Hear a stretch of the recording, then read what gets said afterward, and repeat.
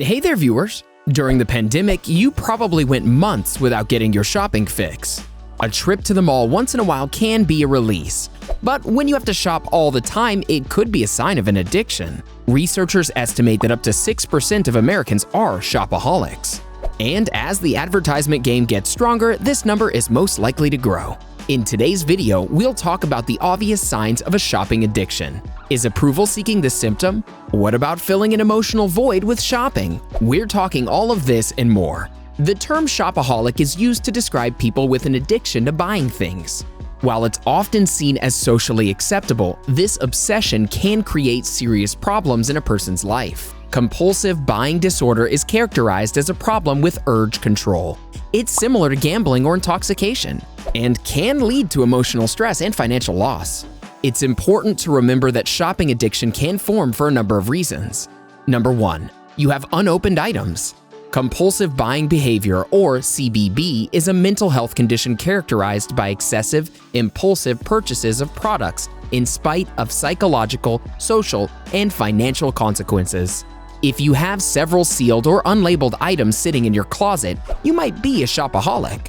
We're not talking about the dress your grandma gave you last Christmas. It's about the things you get on your own that stay unopened with their tags still attached. You may even forget about a number of these possessions, like boxes of shoes under your bed or jackets that haven't seen the light of day. According to a study, the most common items purchased by compulsive shoppers are clothing, shoes, music, jewelry, cosmetics, and household items. Which items are sitting in your storage? Sound off in the comment section and start a conversation with our Bestie community. Number 2, you have low self-esteem. Low self-esteem is one of the most common characteristics found in shopaholics. Buying is one way to increase your self-worth, especially when the items are associated with a certain image. Excessive shopping can be used to cope with anger, boredom, fear, or other emotions. The good news is that with the help of a therapist, you'll find there are many things to make you truly love yourself. Studies also suggest that people have low self-esteem due to society's views on materialism.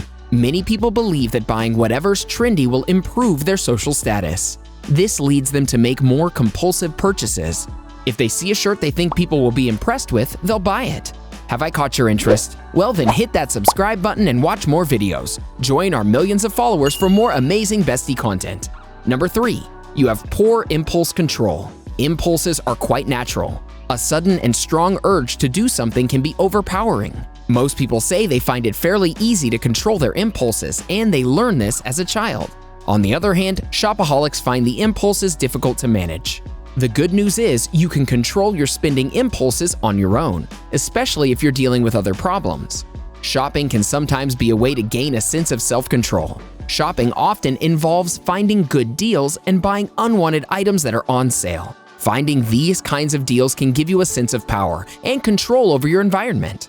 At the same time, many shopaholics will go for items despite their price. You're easily attracted to things you can do without.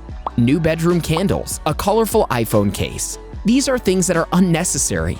And don't even get me started on designer clothes and shoes. That's an entirely different ballpark. Number 4, you hide your shopping habits.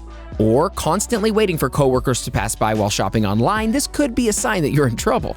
Shopaholics will often satisfy their thirst by spending money at the expense of their job and family. In some cases, shopaholics may try to hide their addiction by downplaying the details. For instance, a person may admit they went shopping, but will lie about how much they spent. Just remember, going on a shopping spree once in a while doesn't mean you're a shopaholic. We all need to take trips to the mall every now and then. Before we move ahead, here's another video you might like. Watch and learn how to reduce food waste and save money. Now, back to our discussion on the traits of shopaholics. Number 5, you're materialistic.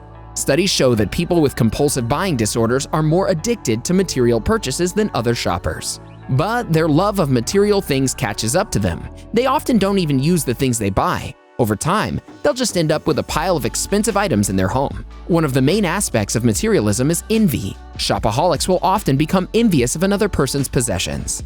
This will drive them to buy the same exact item, or an item they feel is even better, all to raise their social status. Research shows that rather than getting your self-worth from accomplishments or unique traits, shopaholics feel value based on what they own. It can be a car, a bag, or a luxurious home. Number 6, you're triggered by frustration. Compulsive purchases are usually an attempt to fill an emotional void of some sort. This void can be caused by loneliness, lack of control, or insecurity. Shopaholics are also prone to mood swings, eating disorders, and substance abuse. If you're the kind of person who eats your feelings, you may also be a shopaholic. Studies show that emotional instability or mood swings will impact your shopping patterns. Experts also found that shopping addicts often suffer from anxiety and depression. This can fuel their need to go out and buy stuff. Shopping is often used as a way to lift spirits, even if it's only for a while. Number 7. You get anxious when you're not shopping. It's one thing to get annoyed if you haven't had your morning coffee, but if you're feeling on edge simply because you haven't swiped your debit card, you may be a shopaholic. If a shopaholic hasn't had the opportunity to go out, their mood spirals. It's very similar to a drug addict who hasn't had their fix. They become very difficult to be around. Number 8. You seek approval. Research shows that shopaholics are more likable than non-shopaholics. This is due to all the effort they put into people caring, but not much of this is personality-based. They want you to like them based on the kind of possessions they own, not just the shoes on their feet, but also the electronics they use and even the home they live in. If there's an item on the market that's trending, you better believe a shopaholic is going to buy it. If the above symptoms sound similar to you, don't worry. Seeking out treatment makes a huge difference. Even your wallet will sigh with relief. Even small changes in lifestyle can help, whether it's watching TV, jogging, or listening to music.